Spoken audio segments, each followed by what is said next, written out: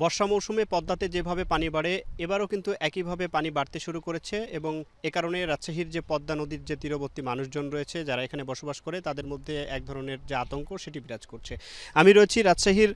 নবগঙ্গা এলাকায়। এর পেছনেই গোদাগাড়ি এবং তারপরে হচ্ছে চাঁপাইনবাবগঞ্জ এবং সেখান থেকে আসলে পানির যে প্রবাহ সেটি কিন্তু আসে এবং আমি যতটুকু দেখতে পেয়েছি এবং রাজশাহী পানি উন্নয়ন বোর্ডের যারা কর্মকর্তারা রয়েছেন তারা যেমনটি বলছেন যে তারা দাবি করছেন যে এই যে বর্ষা মৌসুমে জুন থেকে সেপ্টেম্বর এই 4 মাস কিন্তু যে ভারত তাদের যে ফারাক্কা বাঁধ সেই সবকটি গেটই কিন্তু খোলা রাখে। রাজশাহী পানি উন্নয়ন বোর্ডের প্রধান প্রকৌশলী মোখলেসুর রহমান তিনি যেমনটি জানিয়েছে যে আজকে পানির উচ্চতা পরিমাপ করা হয়েছে 16.30 সেন্টিমিটার, যা বিপদসীমার 2 মিটার নিচে রয়েছে এবং আমরা যতটুকু দেখতে পাচ্ছি যে পানি উন্নয়ন বোর্ড বন্যা প্রস্তুতি মোকাবেলায় রাজশাহীর যে পদ্মা নদী রয়েছে টিবাদ আইবাদ এলাকায় এখানে জিও ব্যাগ সহ যে জিনিসগুলো রয়েছে সেগুলো কিন্তু প্রস্তুত রেখেছেন এবং এই পরিস্থিতি মোকাবেলায় কিন্তু তারা প্রস্তুত রয়েছেন এবং সেই সাথে সাথে তারা বলছেন যে এতে আতঙ্কিত হওয়ার কিন্তু কিছু নেই,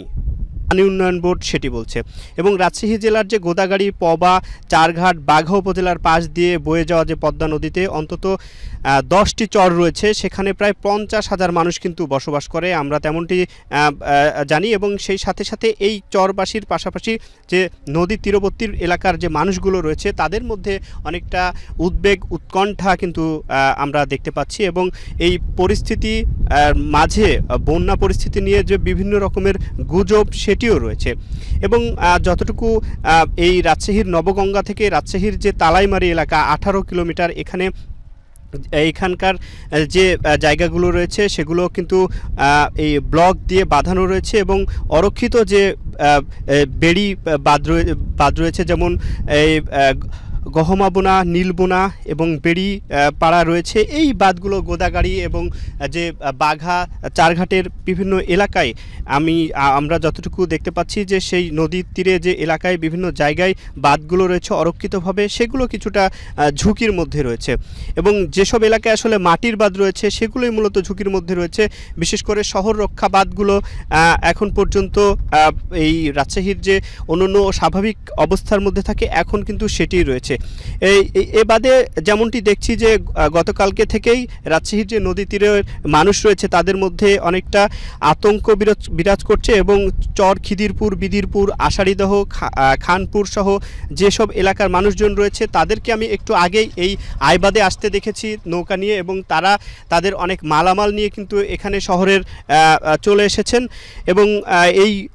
যারা নদী গবেষক রয়েছেন রাজশাহীতে যারা নদী নিয়ে কাজ করে তারা যেমনটি বলেছেন যে রাজশাহীতে নদী নিয়ে দীর্ঘদিন যে এই রাজশাহীর পদ্মা নদীর পানি কিন্তু তারা দেখেছেন যে কমে বাড়ে এবং তারা যেমনটি বলছেন যে সম্প্রতি ফেনী এবং কুমিল্লার বন্যায় অনেক যে ফারাক্কার খোলার খবরে আতঙ্কিত হয়ে পড়েছে মানুষ, কিন্তু এতে আতঙ্কিত হবার কিছু নেই। দুটি স্থানের যে প্রেক্ষাপট সেটি একেবারে ভিন্ন এবং গঙ্গার পানি নিয়ন্ত্রণ রাখতে বরাবরই কিন্তু এই প্রতি বছর এই সময়টাতে ভারত ফারাক্কার যে পানি সেটি কিন্তু ছেড়ে রাখে এবং এটি একটি স্বাভাবিক প্রক্রিয়া তারা নদী গবেষকরা বলছেন এবং তারা বলছেন যে সচেতনতা বাড়াতে হবে এবং এই অঞ্চলে যে এই খাল বিলগুলো রয়েছে সেগুলোর নদীগুলো রয়েছে সেগুলোর নব্যতা ফিরিয়ে আনতে হবে এবং রাজশাহী পদ্মা নদীতে 26,90,000 কিউসেক পানি কিন্তু ধারণ করতে পারে, বর্তমানে নদী দিয়ে পানি প্রবাহিত হচ্ছে 14 লাখ কিউসেক এবং যতটুকু আমি দেখছি যে এখন পর্যন্ত বর্ষা মৌসুমে যেমন পানি থাকে রাজশাহীর যে নবগঙ্গা আইবাদ টিবাদ এলাকায় এখন কিন্তু সেই তেমনই পানি আছে এবং এখানে নদী পাড়ের মানুষজন একটু আতঙ্কিত রয়েছেন এবং যে পদ্মার চরের যে চরগুলো রয়েছে খানপুর আষাঢ়িদহ এবং বিভিন্ন চর রয়েছে সেই চরের মানুষগুলো কিন্তু আমি একটু আগে দেখেছি যে তারা আসতে শুরু করেছেন নদীর এপাশে, অনেকে মালামাল নিয়ে এসেছেন এবং মানুষজনের মধ্যে বলা যায় যে অনেকটা আতঙ্কের মধ্যে রয়েছে মানুষজন। তারেক মাহমুদ, যমুনা নিউজ, রাজশাহী।